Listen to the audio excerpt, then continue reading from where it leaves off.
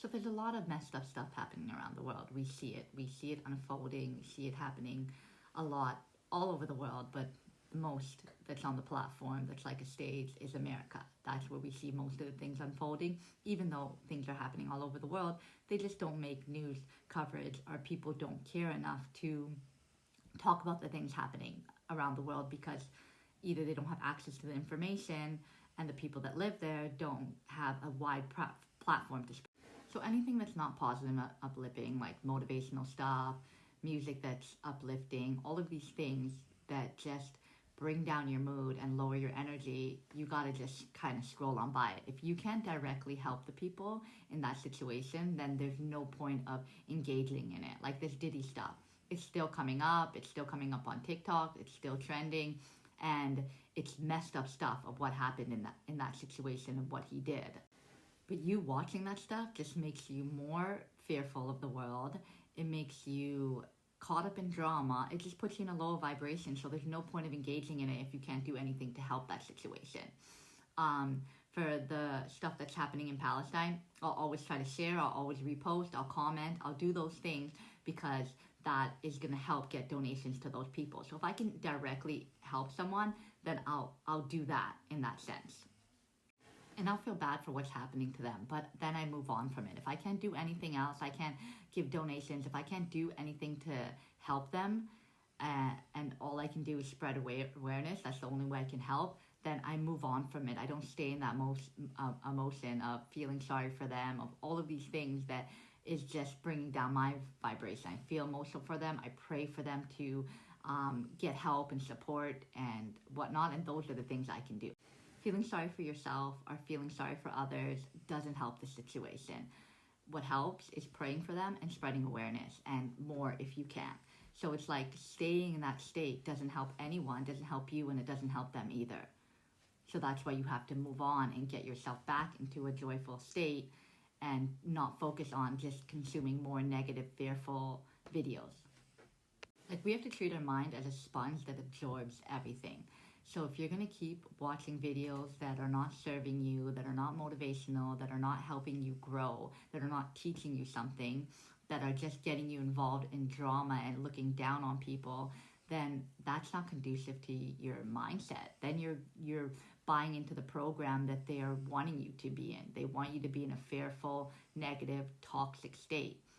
Like, the way that we're truly going to be able to change this world is by spreading awareness, making people aware, praying, and raising our vibration.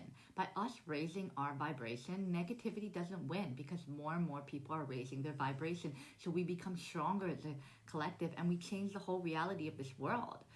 We've seen it on numerous occasions with other people's lives, within our own life.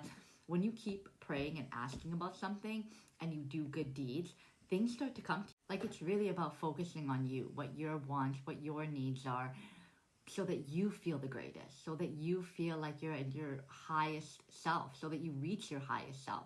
And that's how you can influence the frequency of the world, that when people walk past you, you automatically trigger them for growth.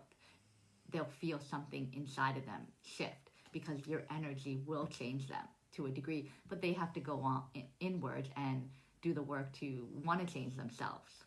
And while you're focusing on you, you can still give to others. You can give to your kids, you can give to your family, you can give to your friends, you can give to your relationships, but you give in a way that doesn't diminish you, that replenishes you, that doesn't make you feel like you're burdened or your energy is depleted after talking to them or being in their company. So it's like, even when you offer your friends advice, you can give them advice, but don't have the expectation of them taking it.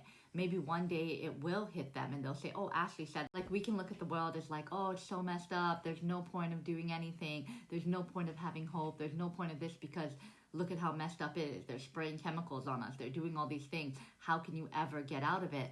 But there's so much beauty in this world too. Just smelling the flowers, going on a walk and soaking in the sun. Like, there's so many beauty. If we just simplify things, we can see the beauty in every moment if we choose to see the beauty and not be stuck in our mind overthinking everything.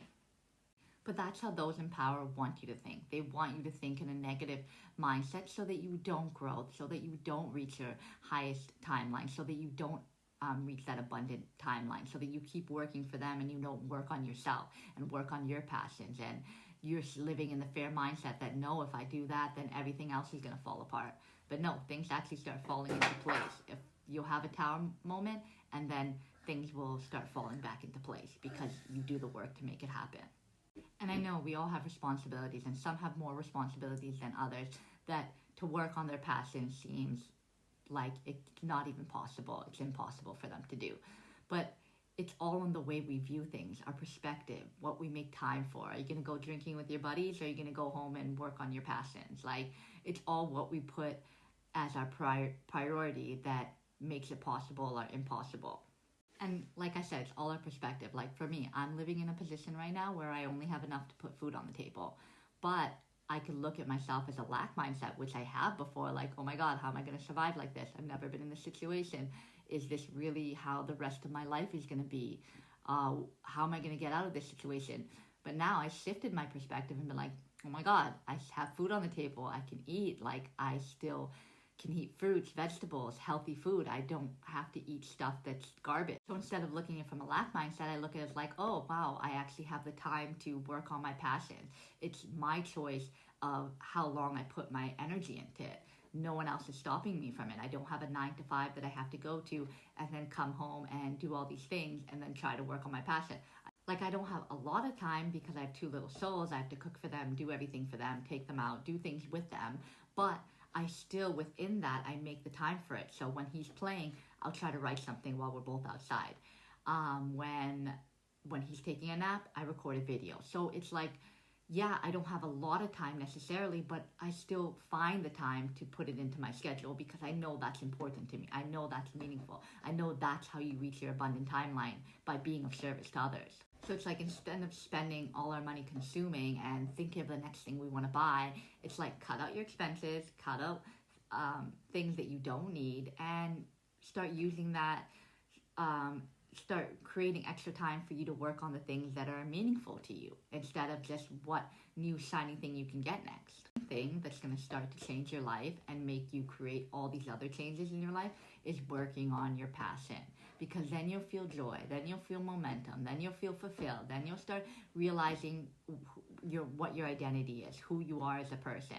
Like, the first step is figuring out what you're passionate about and start working on that. Then you'll naturally start changing your habits to a healthier lifestyle. You'll start wanting to grow as a person because you feel so good from doing this thing that you're passionate about. So it's like, start working on your passions, facing your flaws, your shadows, things that you're not proud of with yourself. You don't like it, you don't like treating other people like that, you don't like it when other people treat you like that, then stop it. Like, choose to not behave like that. Pray to your spirit guides, to the creator, to help you get through this, that you want to be better in this area. So help you, give you the strength, the endurance, the ability to change and reprogram your mindset. Watch motivational stuff to help you. And get some form of exercise in, whatever works for you. Don't let others tell you, you need to do this, you need to do that. No, if the simplest one for you is walking in grass and grounding, or dancing, or playing a sport, or whatever works for you. Just move your body, because when you move your body, your thoughts become clear. Even that's cleaning your house. Like, just do something to get your body moving so that you're not in this stagnant state where all the energy is just building up inside of you and it needs something to release so that it can just feel calm and peaceful. So I hope this helps, and I hope that you can find the strength and resilience to make your life the way you want it. Create the reality that you want, not what others told you you should be, who you should be, what you should do, where you should go, where you should live. Like, do what feels right to you, what your soul is craving, what your soul is asking you for. Listen to your intuition, let it guide you, and things will work out if you just trust and have faith. I know it sounds so cliche, but it's the truth. Trust and have faith.